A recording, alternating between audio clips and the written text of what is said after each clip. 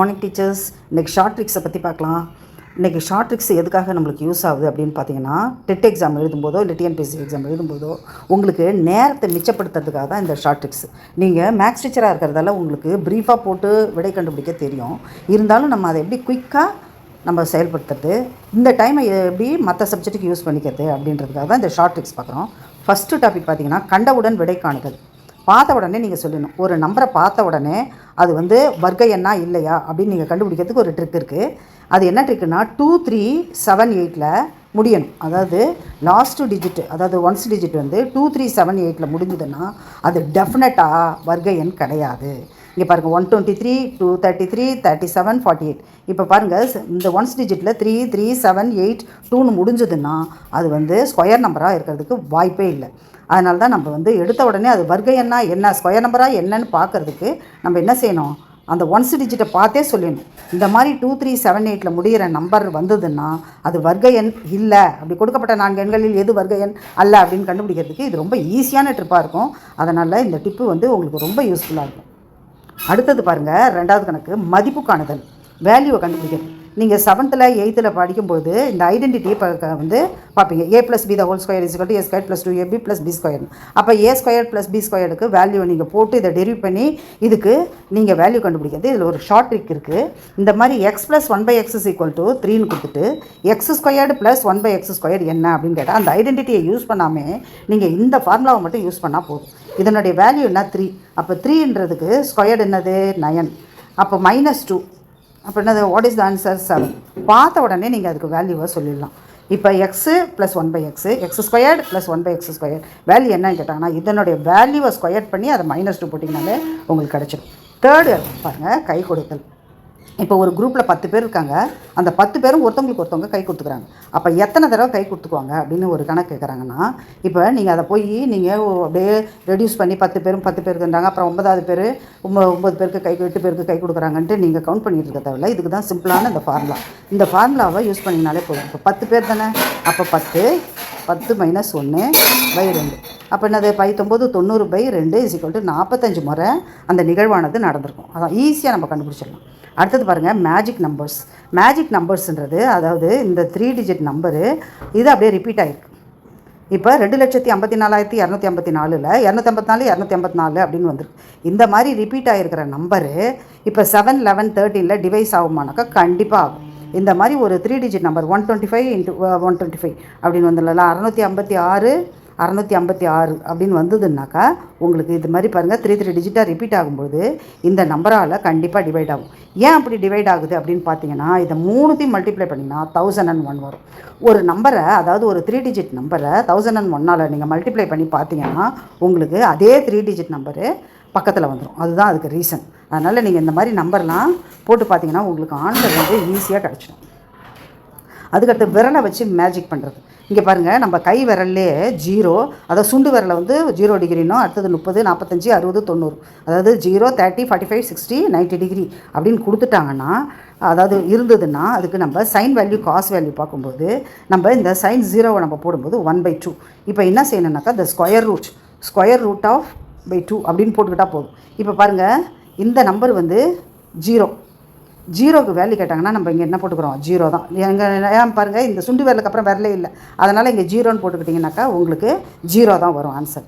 இங்கே பாருங்கள் 30. இப்போ 30னாக்கா இங்கே என்ன செய்யணும், இது மோதிர விரல் இல்லையா, இந்த மோதிர விரலுக்கு அடுத்தது எத்தனை விரல் இருக்குது, ஒரு விரல் இருக்குது. அப்போ ரூட்டுக்குள்ளே 1 போட்டுக்கணும். 1 போட்டுக்கிட்டிங்கன்னா இங்கே 1/2. அப்போ 1/2 is the answer. 1/2 is the answer. நல்லா புரிஞ்சுக்கோங்க. எந்த விரல் இப்போ நம்ம அஸ்யூம் பண்ணிக்கணும், சுண்டு விரல் 0 அப்புறம் 30 அப்படின்னு அஸ்யூம் பண்ணிக்கணும். அவங்க எந்த டிகிரி கேட்குறாங்களோ அத்தனை விரலை ஸ்கொயர் ரூட்டில் போட்டுக்கணும். அவ்வளோதான். இப்போ பாருங்கள், இது இந்த விரலுக்கு கீழே உள்ள விரலை தான் போடணும். இப்போ 30ன்னு கேட்டால் 1 போட்டுக்கணும். இந்த ஸ்கொயர் ரூட்டில் என்ன நம்பர் இருக்கோ அதை தான் போடணும். அப்போ உங்களுக்கு சிம்பிளாக நீங்கள் ஞாபகம் வச்சுக்கிறதுக்கு ஸ்கொயர் ரூட் எந்த நம்பரோ /2 இதை தான் நீங்கள் மெமரி பண்ணிக்கணும். இப்போ பாருங்கள் 45க்கு கீழே எத்தனை விரல் இருக்குது, கீழே எத்தனை விரல் இருக்குது, 2 விரல் இருக்குது. அப்போ ஸ்கொயர் ரூட் 2/2.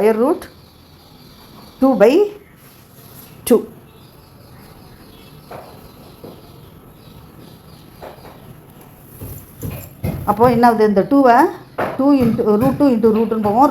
ரூட்டும் கேன்சல் ஆகிடுச்சுன்னா 1/√2. 45க்கு 1/√2 வந்துருச்சிங்களா. அதே போல் நம்மளுக்கு ஈஸியாக இருக்கும். நீங்கள் சாதாரணமாக ஒரு மேக்ஸ் ஸ்டூடெண்ட்டுனா நல்லா புரிஞ்சுக்கோங்க. இப்போ சைன் தீட்டா அப்படின்னாக்கா 0, 30, 45, 60, 90. சைன் 0 ½ 1/√2. சைன் 60க்கு √3/2. சைன் 90க்கு 1. இதே காஸ் தீட்டானா அப்படியே ரிவர்ஸில் வந்துடணும். இந்த 1 வந்து இங்கே வந்துடும், இங்கே √3/2 வந்துடும், இவன் வந்து இங்கே வந்துடும், இங்கே இருக்கிறவன் இங்கே வந்துடுவான். அதுக்கடுத்தது இதே போல் மாற்றி வரும். டேனுன்னா சைன் பை காஸ் தான் டேன். அப்போ இது மாதிரி ஈஸியாக வச்சுக்கலாம். அந்த விரலை வச்சு ஞாபகம் வச்சாலும் வச்சுக்கலாம். இல்லை ரொம்ப வெரி பேசிக் தான். சைன் தீட்டா கண்டுபிடிக்கிறது sin 0 0 1/2 1/√2 √3/2 1. இதை நீங்கள் இந்த 4 வேல்யூவை மட்டும் நீங்கள் நினைப்பு வச்சுக்கிட்டால் போதும். உங்களுக்கு ஈஸியாக காசை ரிவர்ஸில் கொண்டு வந்துடலாம். அந்த காசை ஞாபகம் அப்படியே போட்டுட்டிங்கன்னா டேன் வந்துடும். அவ்வளோதான். இதை விரலை வச்சு நீங்கள் வந்து பாடலாம். இப்போ சைனுக்குன்னா இந்த எந்த டிகிரியை எடுக்கிறோமோ அதுக்கு கீழே உள்ளதில் இந்த ரூட்டில் கொண்டு வரணும்.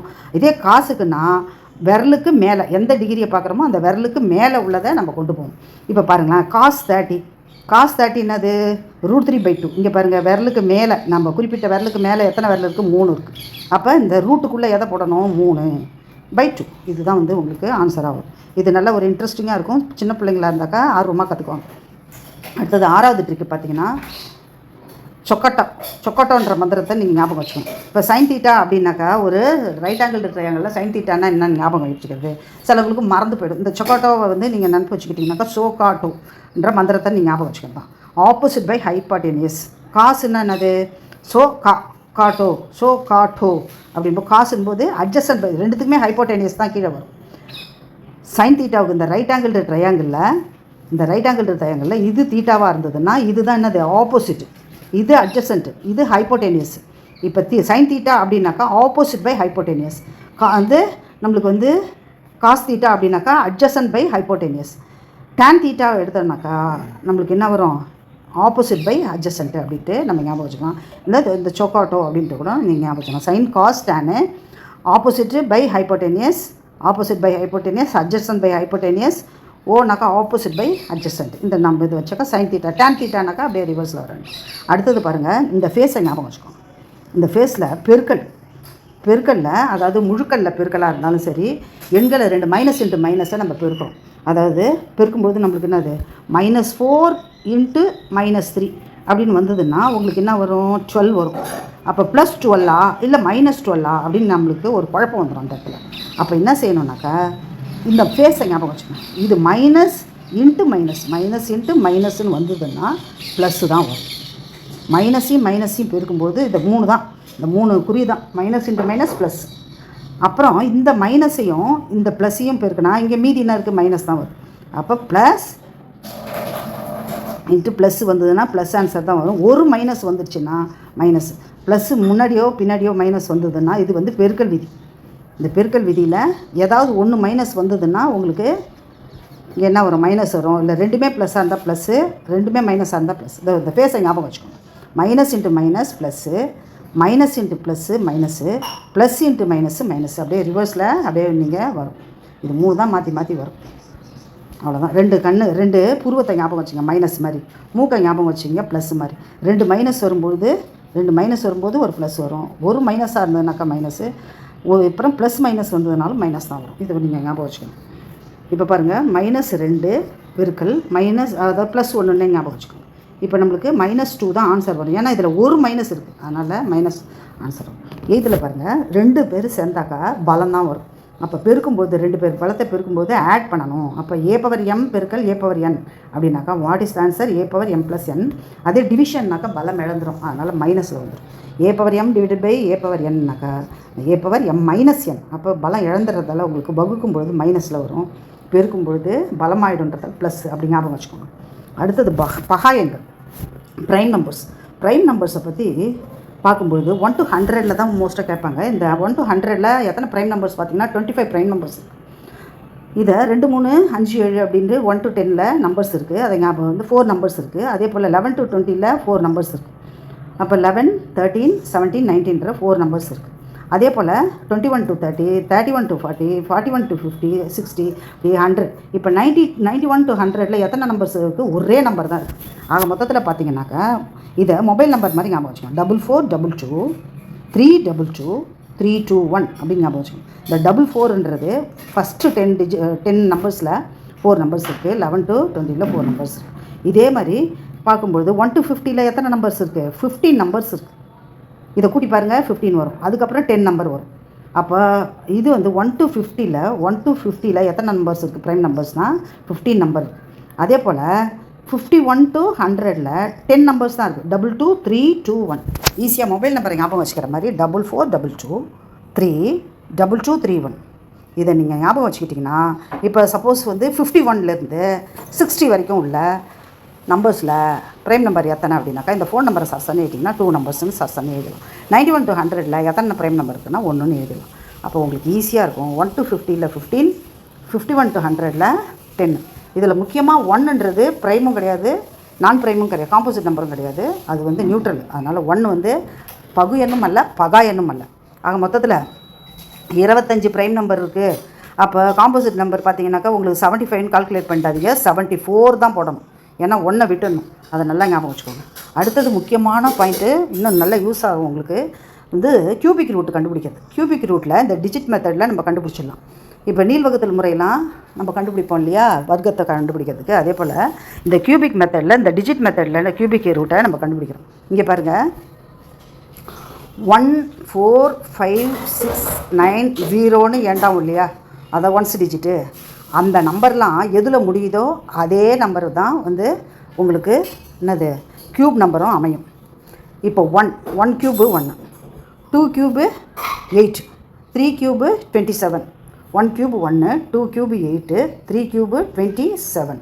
இதே போல் நம்ம போட்டுக்கிட்டே வரும்போது 5 6 7 8 5 6 7 8 9 10 இப்படி க்யூப் நம்பர் போகும்போது பாருங்கள், 1ல் முடிஞ்சால் 1ல் தான் முடியும். இப்போ கியூபிக் ரூட் நம்பர் 2ல் முடிஞ்சாக்கா 8ல் முடியும். இதே பாருங்கள், 8ல் முடியறது பாருங்கள், 2ல் முடியுது பாருங்கள். 1 இப்படி என்னன்னு வச்சுக்கோங்க, 1 4 5 6 9 0. இந்த நம்பர்ஸு அதனுடைய க்யூப் நம்பர்ஸும் 9ல் தான் முடியுது, 0ல் தான் முடியுது. இங்கே பாருங்கள் 6ல் தான் முடியுது. 4 நம்பரும் அதே போல் தான் உங்களுக்கு அதே மாதிரி தான் உங்களுக்கு முடியும். ஆனால் 2ல் முடிகிற நம்பரு 8ல் முடியும், 3ல் முடிகிற நம்பரு 7ல் முடியும். 7 வந்து 3ல் முடியும், 3 வந்து 7ல் முடியும். இப்படி மாற்றியிருக்கும் இந்த 2 3ன்ற எண்கள் மட்டும். மற்றதெல்லாம் பார்த்தீங்கன்னா நல்லா புரிஞ்சுக்கோங்க. 1 4 5 6 9 0 இந்த நம்பர், இந்த 1 to 10ல் இந்த மாதிரி இருக்கிற நம்பர்ஸ் இப்படி தான் முடியும். இதை ஞாபகம் வச்சுக்கோங்க. 1 to 10 வரைக்கும் கியூபிக் ரூட் நம்பரை ஞாபகம் வச்சுக்கிட்டு உங்களுக்கு ஈஸியாக இருக்குன்றதுக்காக தான் திருப்பி சொல்கிறேன். இப்போ இந்த டிஜிட் மெத்தட் சொன்னேன் இல்லையா, இப்போ ஒரு 5 டிஜிட்டில் ஒரு நம்பரை கொடுத்துட்டு அதுக்கு வந்து கியூபிக் ரூட் கண்டுபிடிங்க அப்படின்னாக்கா போட்டு ஒரு டானா வகுத்தில் போட்டுக்கிட்டு அரை மணி நேரம் வேஸ்ட் பண்ணாதீங்க. அதில் ஒரு தப்பு பண்ணிக்கிட்டு இப்போ என்ன செய்யணுனாக்கா நீங்கள் லாஸ்ட் அதாவது ரைட் சைட்லேருந்து 3 டிஜிட்டாக டிவைட் பண்ணிட்டு போங்க. இப்போ 5 டிஜிட்ன்றதால 3 டிவைட் பண்ணிவிட்டு அப்புறம் 2 நம்பர்ஸை பண்ணிடுங்க. இது 7ல் முடிகிறான் பார்த்தீங்களா. இப்போ 7ல் முடியறதால நான் என்ன சொல்லியிருக்கேன், 3ல் தான் அந்த நம்பர் கியூபிக் ரூட்டு அமையும் அப்படின்னு இருக்கேன். அதனால் இந்த 3யை போட்டுக்குவோம். அதுக்கு அடுத்த செக்மெண்ட் என்ன, 12. இந்த 12 வந்து எதுக்கும் இடையில அமையுதுன்னு பார்க்கணும். 2 க்யூப் வந்து 8, 3 க்யூப் வந்து 27. அப்போ இவனுக்கு இடையில தான் இவன் அமைவான். அதனால் இதில் 2த்தில் சின்ன நம்பர் எது 2. அதனால் இந்த 2வை போட்டணும். அப்போ த கியூபிக் ரூட் ஆஃப் 12167 வந்து 23. ஈஸியாக இப்போ ஒரு செகண்டில் நீங்கள் போட்டுடலாம். இதை வந்து ஒரு 10 நம்பரை வச்சு நீங்கள் ப்ராக்டிஸ் பண்ணிங்கன்னா ஈஸியாக முடிஞ்சிடும். மறுபடியும் சொல்கிறேன், இந்த டிஜிட் மெத்தடில் அதாவது ரைட் சைட்லேருந்து 3 நம்பர்ஸாக பிரிச்சிடணும். எந்த நம்பரில் முடியுதுன்னு பார்க்கணும். இப்போ 7ல் முடிஞ்சால் என்ன சொல்லியிருக்கேன், 3ல் தான் கியூபிக் ரூட்டு அமையும்னு எழுதியிருக்கேன். அதனால் அந்த 3யை போட்டுக்கிறீங்க ஒன்ஸ் டிஜிட்டில். அடுத்த செக்மெண்ட்டை எடுத்துக்கிறீங்க. இந்த 12 என்பது எந்த 2 நம்பருக்கு இடையில உள்ள க்யூபுன்னு பார்க்கணும். அப்போ 2 க்யூப் 3 க்யூப். அப்போ 2 க்யூப் சின்ன நம்பரை எடுத்துக்கணும். சின்ன நம்பரை எடுத்து இங்கே போட்டுக்கிட்டிங்கன்னா ஒரு செகண்டில் போட்டுடலாம். அடுத்தது பாருங்கள், த கியூபிக் ரூட் ஆஃப் 175 616க்கு கியூபிக் ரூட் சொல்லுங்கள். இப்போ 6ல் முடிஞ்சால் 6ல் தான் கியூபிக் ரூட்டும் இருக்கும். அதனால் 6ஐ போட்டுக்கிறோம். இப்போ இந்த செக்மெண்ட் முடிஞ்சிச்சு. இப்போ 175 இங்கே வாங்க. 175 எதுக்கு இடையில இருக்கிறான் இங்கே பாருங்கள். இப்போ 5க்கும் 6க்கும் இடையில தான் இந்த 175 இருக்கும். அப்போ நம்ம சின்ன நம்பர் என்னது 5. அதனால் 56 தான் இதுக்கு கியூபிக் ரூட்டு. அதனால் எளிமையாக போட்டுக்கலாம். ஏதாவது டவுட்டாக இருந்தால் கேளுங்க. இதில் நடத்துறது இங்கிலீஷில் கொஞ்சம் நடத்துங்க அப்படின்னு கேட்டுக்கிட்டதால சைடில் கொஞ்சம் இங்கிலீஷில் சொல்லிட்டேன். இருந்தாலும் நீங்கள் சிலது சொல்ல முடியலன்னாலும் புரிஞ்சுக்கோங்க. ஏதாவது புரியலைன்னா கமெண்ட் பண்ணுங்கள். நல்ல 30க்கு 30 வாங்குறதுக்கு என்னுடைய வாழ்த்துக்கள்.